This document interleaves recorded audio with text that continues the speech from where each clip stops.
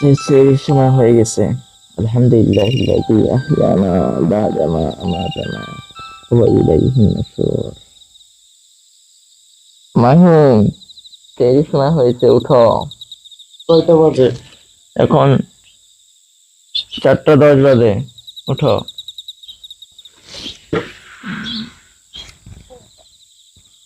সময় হয়ে গেছে। মাহিম, তুমি যাও, ওয়াশরুম থেকে ফ্রেশ হয়ে আসো। তুমি আসলে আমি যাব। ঠিক আছে, যাচ্ছি।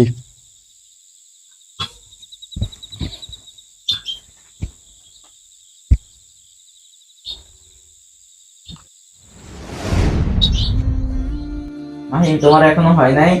এই তো শেষ, আসতেছে।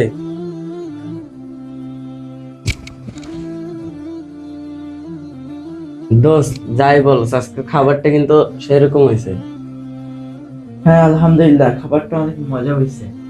বন্ধু, চল, আদান তো দিছে, নামাজটা করে আসি। আরে দূর, এখন ঘুম আসতেছে, আর একটু পরে নামাজ পড়ে নিব। তোর মানে? তুমি প্রায় তো এরকম বলো, কিন্তু নামাজ তো পড়ো না। আরে ভাই, রোজা তো রাখছি, নামাজ না পড়লে সমস্যা কি? ভাই, বেনামাজির জন্য কিন্তু কঠিন শাস্তি রয়েছে। আচ্ছা, পরে দেখবো।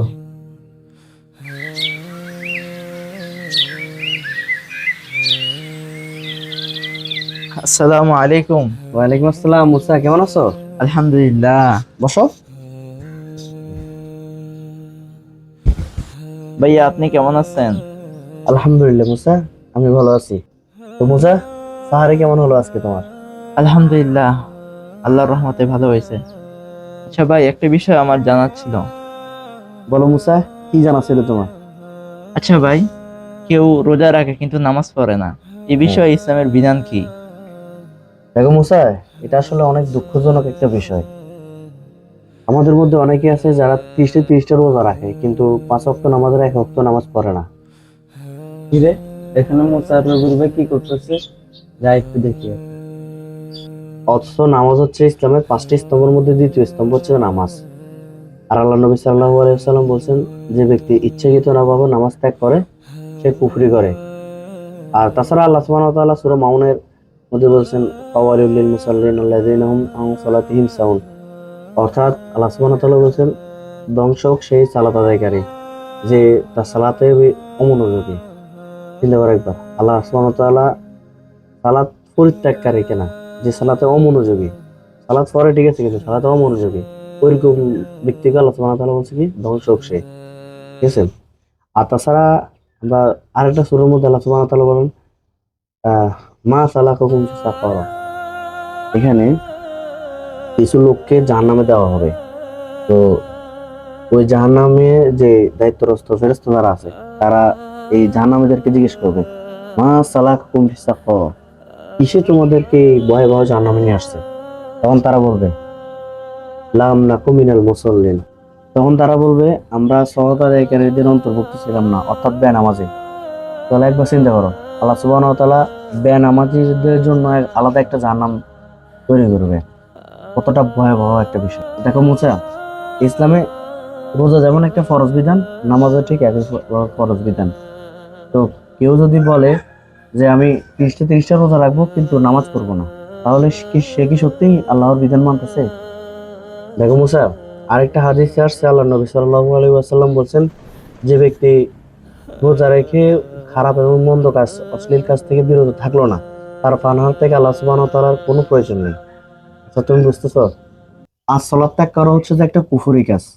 তাহলে আল্লাহ নবী সাল্লাল্লাহু আলাইহি ওয়াসাল্লাম বলছেন কি, যে রোজা রেখে মন্দ কাজ, খারাপ কাজ থেকে বিরত থাকলো না, তার পানাহার থেকে আল্লাহ সুবহানাহু ওয়া তাআলার কোনো প্রয়োজন নাই। তাহলে এই এত বড় কুফরি কাজ সে ত্যাগ করতে পারলো না। অর্থাৎ যে ব্যক্তি সালাত আদায় করে না, সে কুফরি করে। এটা একটা কত বড় খারাপ কাজ, ঠিক আছে? তাহলে এই খারাপ কাজ যেই ত্যাগ করতে পারলো না, তাহলে তার সিয়াম, তার এই যে উপবাস আল্লাহ সুবহানাহু ওয়া তাআলার কাছে কিভাবে গ্রহণযোগ্য হয়? তার মানে আপনার কথা দ্বারা বোঝা যাচ্ছে যে যে রোজা রাখে কিন্তু নামাজ পড়ে না, এই রোজা তার কোনো কাজে আসবে না। হ্যাঁ, ঠিক বলছো তুমি। ইস, আমি কি ভুল করতেছি?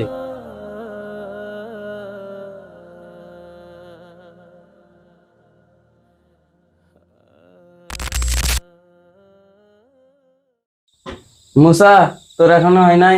কালকে তো আমার সাথে চিল্লি করছস। হ্যাঁ আসতেছি।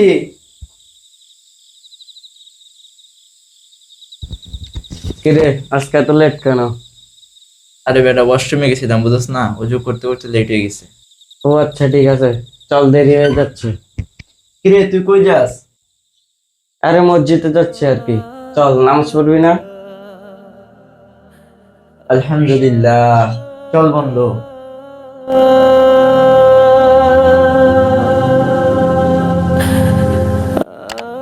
আমাদের অনেকে আছে যারা 30টা রোজা রাখে, অনেক কষ্ট করে, কিন্তু 5 ওয়াক্ত নামাজের মধ্যে 1 ওয়াক্ত নামাজে পড়ে না। অথচ নামাজ না পড়লে বাকি সব ইবাদতই মূল্যহীন। আল্লাহ আমাদেরকে 5 ওয়াক্ত নামাজের সাথে সাথে সবগুলো ইবাদত করার তৌফিক দান করুক, আমিন। আর ভিডিওটা ভালো লাগলে বেশি বেশি শেয়ার করে দিবেন এবং আমাদের চ্যানেলটি সাবস্ক্রাইব করে দিবেন।